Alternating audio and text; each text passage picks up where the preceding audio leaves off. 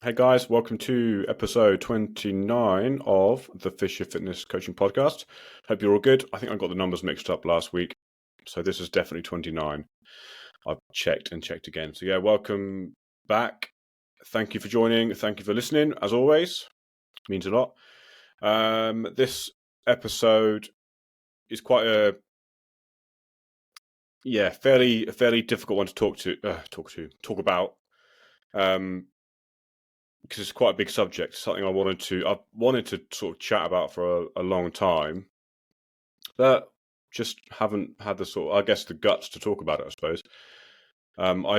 I touched on it in one of my posts recently, and I've been talking to a few people, guys especially, about talking about this. And I think it's really important. It's very, very important to talk about. It's something which is being spoken about a lot more, which is good. And it's something, it's something which is being raised.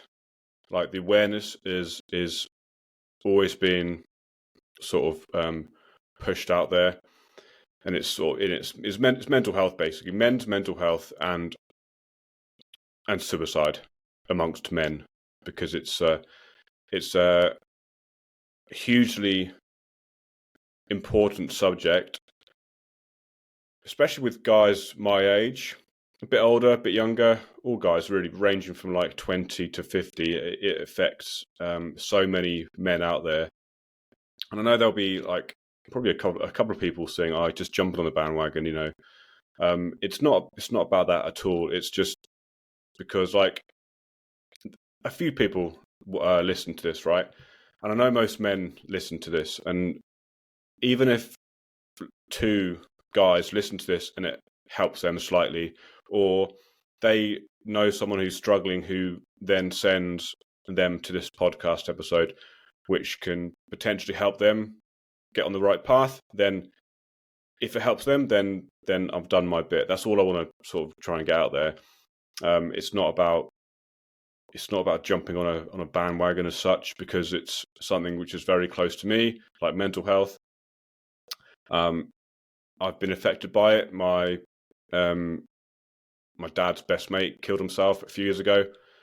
My brother, I've had my brother. A few of his mates have committed suicide. I know people who have had loved ones commit suicide. So I guarantee there's people who are listening to this who it's definitely affected, like very closely. So I wanted to sort of go into that a bit more. I kind of feel quite nervous talking about it, because like it's not something I am qualified to. I don't want to say talk about, because anyone can talk about it. We have to talk about it, but I'm not qualified to. I don't feel qualified enough to talk about it, but I'm just going to talk about it anyway. And the benefits of exercise and lifting weights, strength training, that kind of thing, and how it can massively help guys out there who suffer from mental health illness. But I kind of wanted to touch on, unfortunately, some statistics which are pretty terrifying. If I read through them, just to kind of make you aware of how serious it is. So, in the UK, 12 men lose their lives to suicide every single day. 12 men every single day in the UK. And suicide is the single largest cause of death for men under the age of 50. Which is, it's almost like it doesn't seem real. 12 men every day in the UK. It's quite scary. And like the reasons for that, God, I mean, I don't know. It could be so many reasons.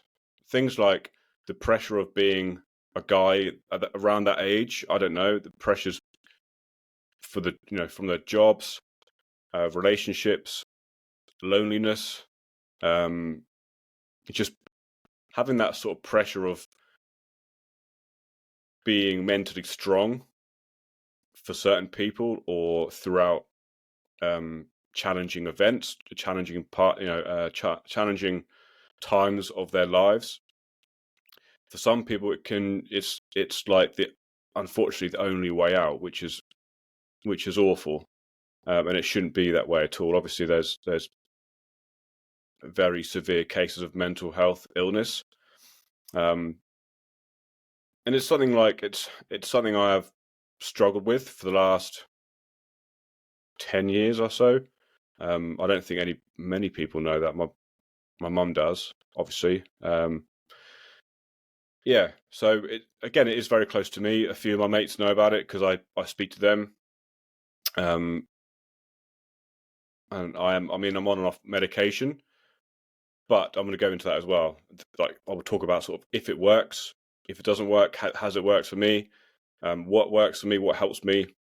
I've got a few mates who are suffering, who I speak to, because that's the thing, right? It's very difficult to speak to people who don't understand what it's like.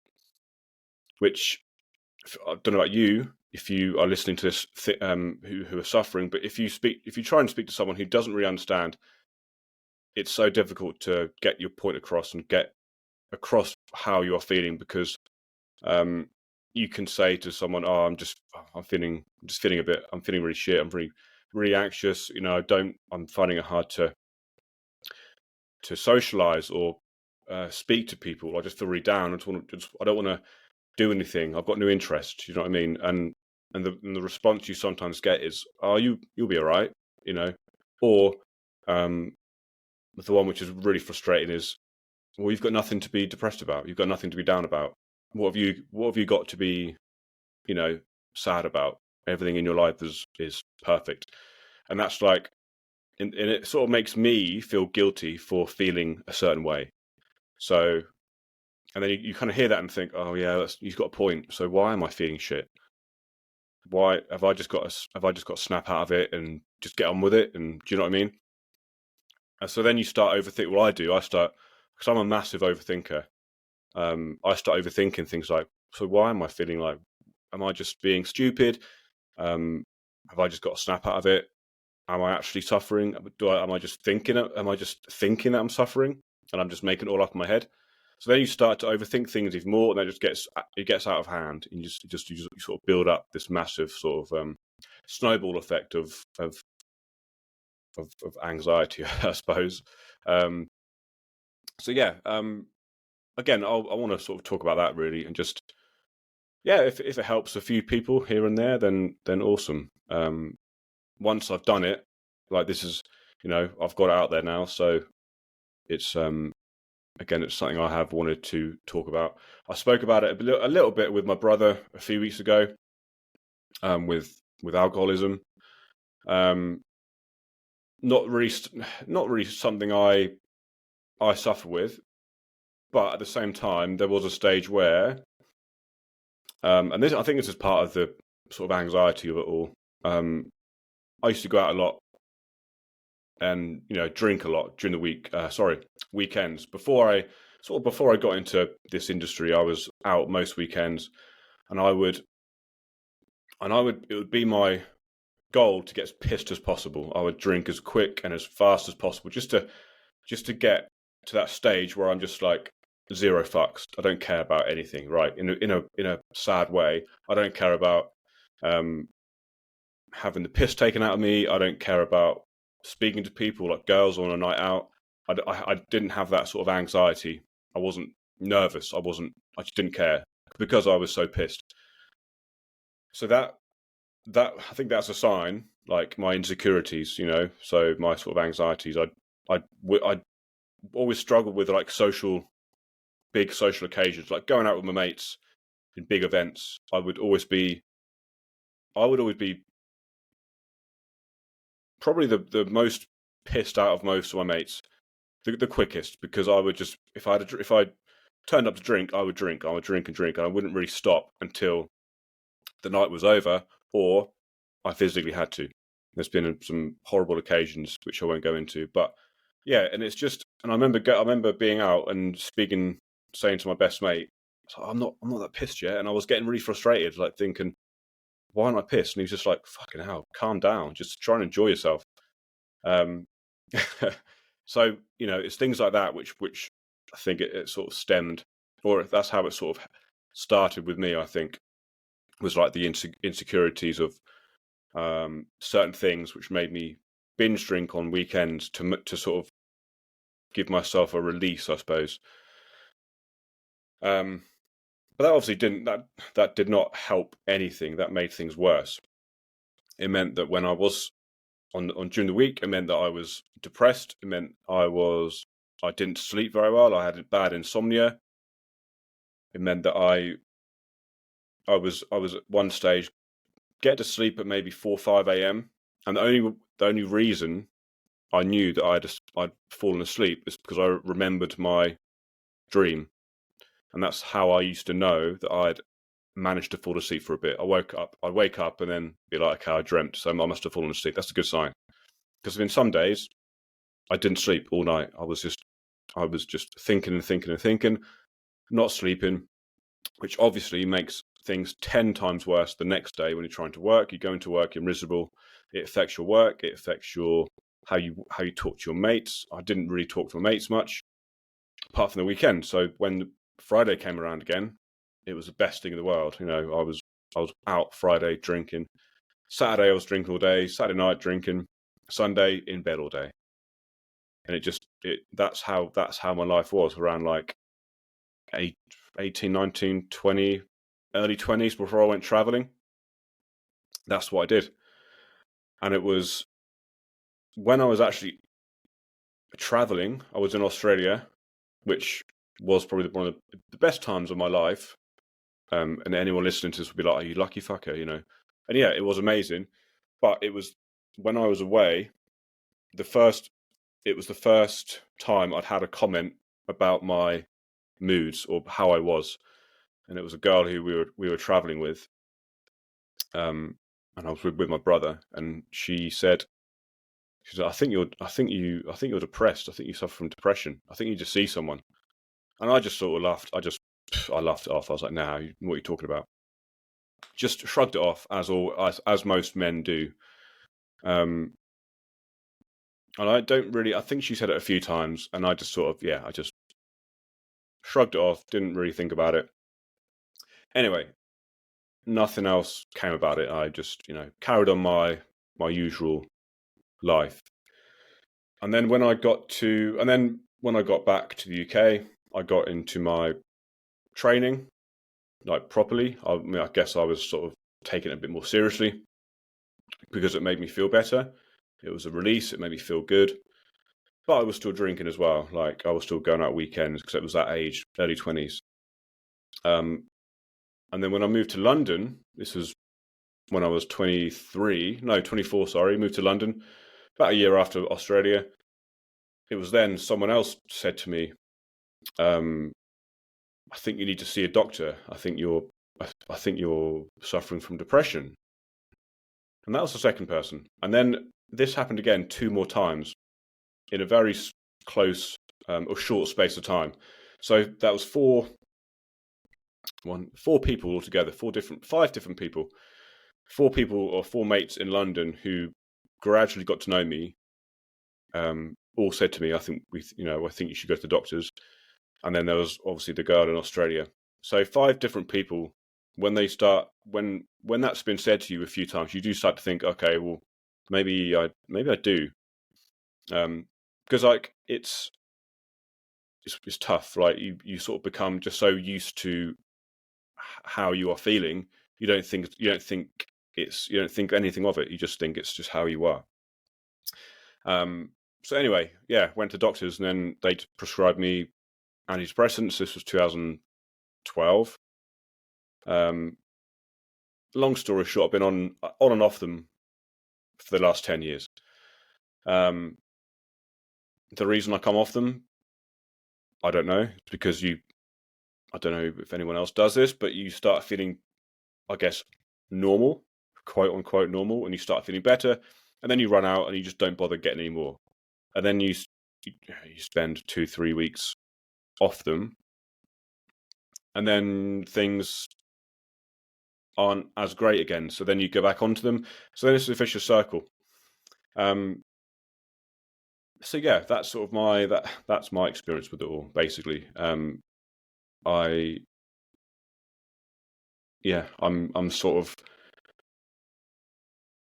in a way, I'm in a better place now, just because of well, I don't drink as much now anymore. I don't drink, like, I drink rarely. I mean, every sort of maybe few months I'll have a night out with my mates.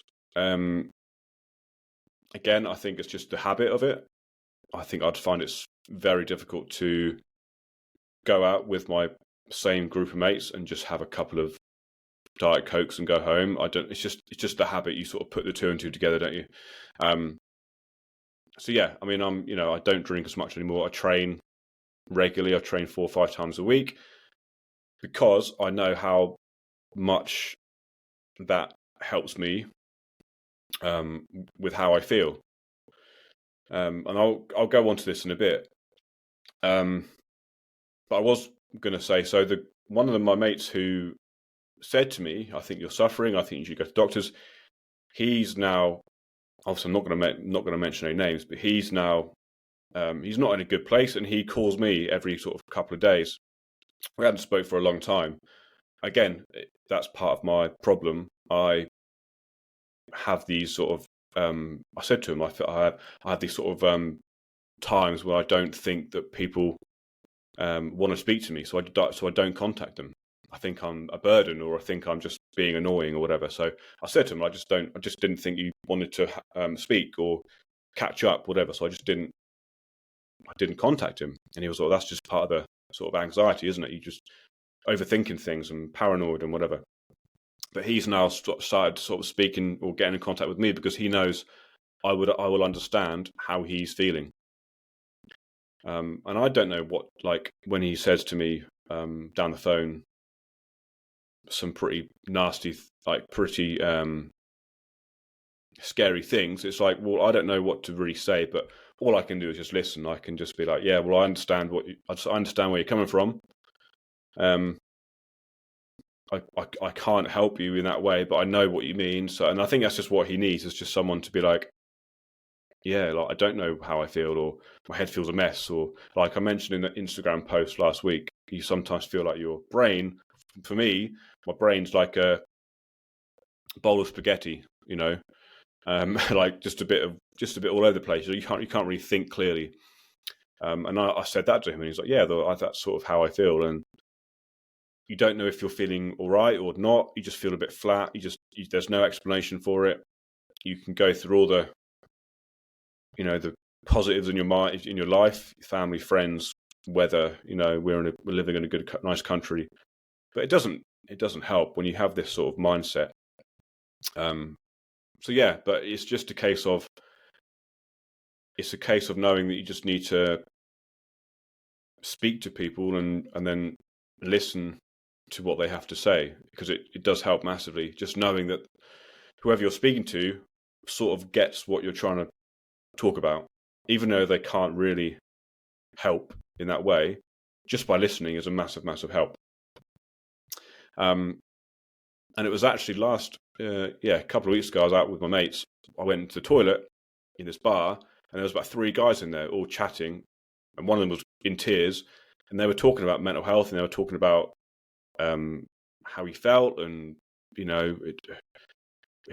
suicidal thoughts, all that kind of stuff. And then someone else came in and said, "Look, what you're doing is bang on. Just speak about it. Just talk, even though it may feel uncomfortable doing what you're doing now. Just getting, you're in the toilet, you're private. There's no one else around. Just speak, and people will listen." And it was really nice to see, because obviously it's beginning to, it's coming out a lot more, isn't it? All this sort of, it's like people aren't embarrassed anymore. People aren't ashamed. Well, men aren't ashamed. We feel a lot more able to speak about it. I mean, this is the first time I've spoken about it ever to other people. Obviously, I speak to close mates about it sometimes. Those who understand. So yeah, I mean, I guess moving on from that, if there is anyone who has listened to this who has a slight understanding with what I'm talking about, then this is obviously for you. So this is like what I mentioned earlier about going to the gym. It's literally saved so many lives. There are thousands, millions of guys who go to the gym around the world because it makes them feel better, because it clears their head, it makes them think clearer, it makes them feel better, it makes them feel happier, like they've achieved something that day. It's not only the dopamine release it provides of like from lifting weights and exercise, but I can't explain it. It's just, yeah. I mean, those of you who are lifting weights on a regular basis, who train in the gym, who just exercise in general, go outside and exercise, it makes you feel 10 times better. There have been times when I've gone into the gym and I just did not want to be there. I didn't want to speak to anyone, and some people have tried to speak to me in the gyms when I'm not at my best, and it's been so difficult to try and speak to them. And I think, fuck, I must have acted like an absolute arsehole. But when you're like that, there's nothing you can do to sort of bring you out of it, apart from lifting weights. Because when I start to lift weights, when I start to work out, halfway through, I'm a different person. My head's clear. I feel like I've got this new lease of life. I've got like energy. I feel good, and I can speak to people, and I feel myself. And then like when I walk out the gym, 8 times out of 10, a different person. I feel, you feel so much better.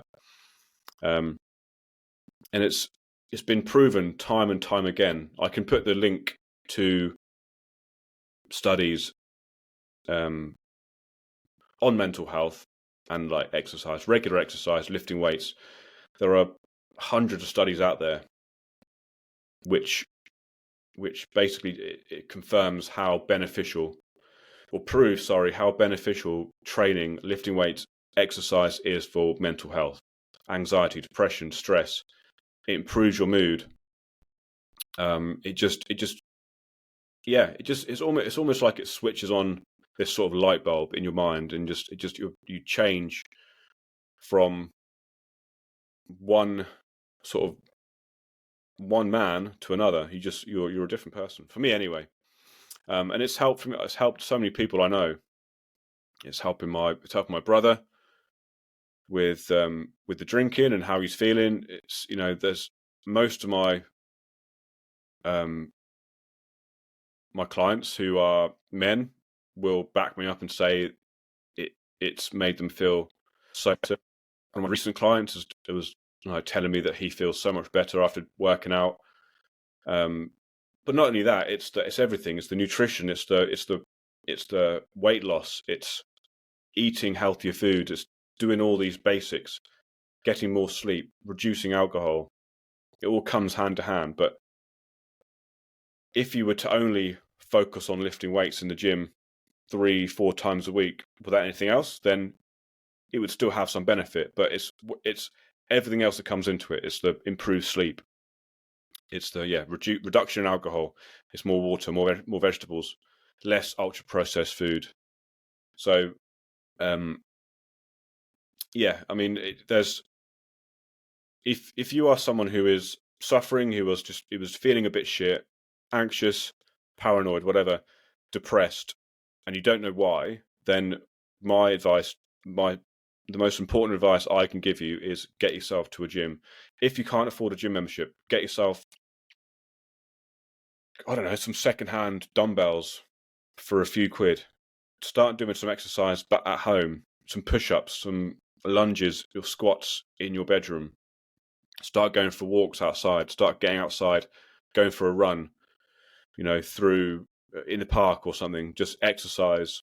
Start exercising. It's proven to improve mental health. It's proven time and time again. So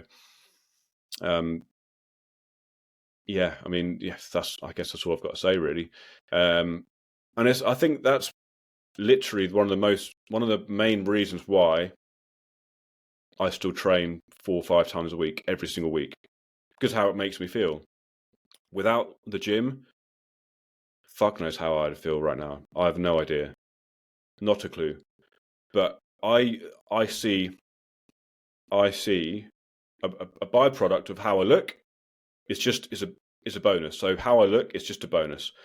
That's why I don't put so much effort into tracking my workouts. I don't write down my reps or my load. I don't care enough about that, obviously, because if I did, I would track everything. I'm not saying you shouldn't track everything. I'm saying if your main priority is to lift a certain amount or to build muscle, whatever, yes, maybe you should be tracking. But I know what I'm doing in the gym. I know how hard I should be training. I know that I am getting stronger, so I know I am progressing gradually without having to write anything down. But I go into the gym to lift heavy weights because it makes me feel better. It clears my head. It makes me think better. I get another reason why. Excuse me. I get most of my ideas, my content ideas, um my business ideas, how I'm going to help certain clients in the gym because my head is just clearer and I can think better. So I do a few heavy sets of whatever I'm doing. And during my rest period, I just think and I write down notes on my phone. I'm constantly it's probably not a good thing, but I'm constantly thinking about my work. And yeah, you probably say, well, you need to just sort of shut off a little bit, but I can't. And that's just me. I think a lot. I overthink. So yeah, I use the gym as an outlet. I use the gym to sort of unravel the spaghetti in my head, I suppose. And then if I look better, then bonus. But then I obviously know the importance of better nutrition and sleep, water. Hence why I focus on that. And I know the how much alcohol hinders mental health. Hence why I'm on the verge of just quitting altogether because it's just not worth it at all. It's not worth it. I did it.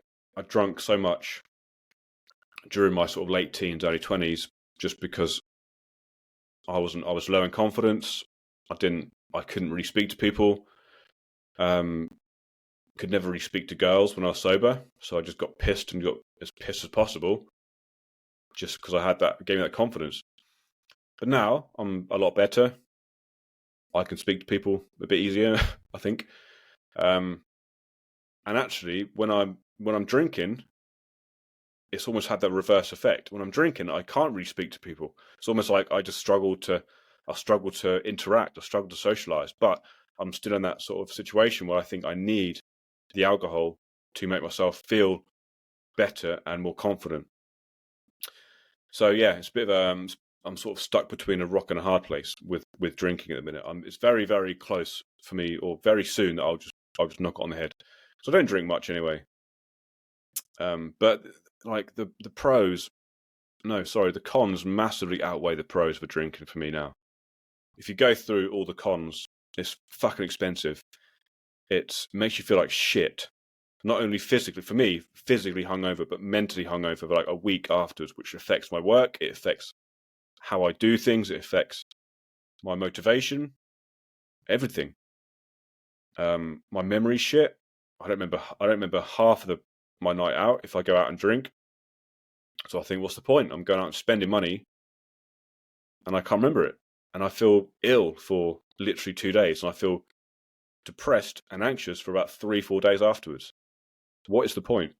I don't see the point. And you can have like an argument and say, right, well, yeah, but just go out and have 2 or 3 drinks, which I know I should do, and that's what I'm trying to change to. Just go out and have a couple of drinks, but it's the habit, isn't it? It's that the 21-year-old me still wants that, still has that sort of binge, mindset going on. So it's not easy, but yeah, it's a case of just knowing that the alcohol, it's just not. It's at the end of the day, it's poison, isn't it? It's your brain, your body doesn't want it in its body. Is your body doesn't want it, so you're basically poisoning yourself. But it's glorified, right? You see like pubs. There's pubs everywhere. There's alcohol being sold because you make so much money. But really, if you think about it, it's not good for physical or mental health. Moderation's fine, but there's a lot less moderation when it comes to alcohol.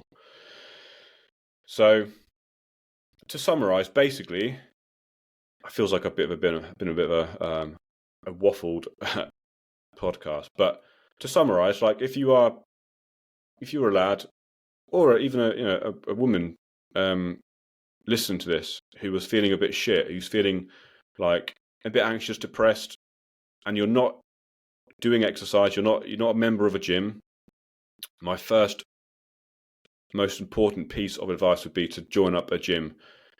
Just take the step and join up your closest gym. If not, if you struggle to, if you can't join a gym for whatever reason, start exercising, going for walks, going for runs, start working out in your living room, in your bedroom, doing some push-ups, some squats. Make it very, very basic. It will help massively. And don't rely on like antidepressants because it's not fixing the problem. It's not, it's just masking it. And that's what I don't like. It's just the fact that it's not, I think deep down, it's not fixing the issue, the underlying issue. I'm not going to go into like too much detail about what I think that is for me, but yeah, it's not. And I think I saw on the news even this morning, doctors are telling, or doctors are being told to not just hand out prescription antidepressants so easily because there's so many people on it. Because it's an easy way out for doctors, right? So I feel depressed. Here you go, take this. I feel anxious. Here you go, take this. So yeah, it's a tough one. It's a very, very tough subject to talk about. Hence why, I feel a bit sort of weird talking about it all. But yeah, that's sort of it. But yeah, I mean, happy to have a chat if you can relate to any of this. Just and you want to have a chat, you want to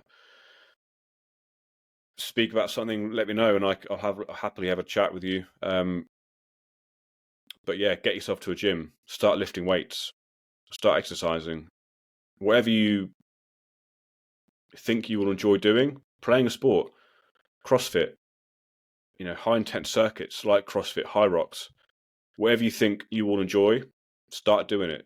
Bodybuilding, powerlifting, Olympic weightlifting, strength and conditioning, whatever. Try them all. Like try 1 month different style of training and then stick with what you enjoy doing. Because whatever you enjoy doing, you'll stick to and you'll get better at and you'll put more into, which will help overall with your mental health. And it'll massively improve your quality and the longevity of your life. So yeah, I'm going to leave it there. Hope this sort of helped in some way. This wasn't like I don't want to be that kind of guy to be like, oh yeah, like feel sorry for me. This wasn't an episode for me to be like, oh yeah, I'm suffering, poor me. It wasn't. It was basically to sort of tell you that it's like more people than you realize are suffering, and it's like you don't have to. There isn't a certain look, or you don't have to act a certain way. Anyway, yeah. So obviously, like, reach out to your mates, your family, friends, whatever, co-workers, and just because you never know who's suffering. You never know. I'm going to leave it there. Hope you enjoyed it. Hope it made sense in some way. And if you've got any questions or anything, please let me know. But don't forget to share, review if you want. And if you want a a link of any studies on exercise and mental health, let me know and I can find some for you. There's loads. But yeah. Anyway, guys, thanks a lot, and I will speak to you very soon.